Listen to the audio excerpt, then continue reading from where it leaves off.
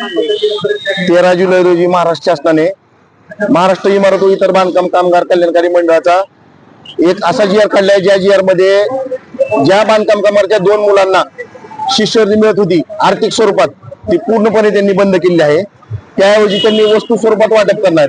1ली ते 7वी साठी 2,500 रुपये होते, 8वी 10वी 5,000, 11वी 12वी 10,000, first year second year third year 20,000, diploma degree साठी 20,000. अशा पद्धतीने जे कामगाराच्या खात्यात डायरेक्ट पैसे जमा होत होते, ते पूर्ण पैसे त्यांनी जमा करायचे बंद करून त्याऐवजी त्यांनी वस्तू स्वरूपात वाटप करण्यात ठरलंय. या गोष्टीला आमचा विरोध आहे. कारण त्यांनी पहिलं जे टेंडर दिलं होतं, त्या टेंडरमध्ये रक्त तपासणी टेंडर दिलं होतं. त्यामध्ये एका कामगाराला जवळजवळ 4,000 रुपये रक्त तपासणीचा खर्च होता. 4,000 म्हणजे त्यांच्या कुटुंबातून 6 जणांचं रक्त घेत होते त्यांनी, म्हणजे जवळजवळ एका घरातून 24,000 रुपये. त्या रक्ताचा कुणालाही रिपोर्ट दिलेला नाही ओरिजिनल, सगळं पूर्ण बोगस आहे ते. त्यानंतर त्यांनी RPL नावाची एक ट्रेनिंग काढली. त्या ट्रेनिंग मध्ये बांधकाम कामगारांना प्रशिक्षण देत होते 1 महिन्यात. त्या प्रशिक्षण मध्ये त्यांनी काय केलं, फक्त फोटो काढले आणि ट्रेनिंग दिली म्हणून दाखवलं आणि त्याचं बिल उचललं.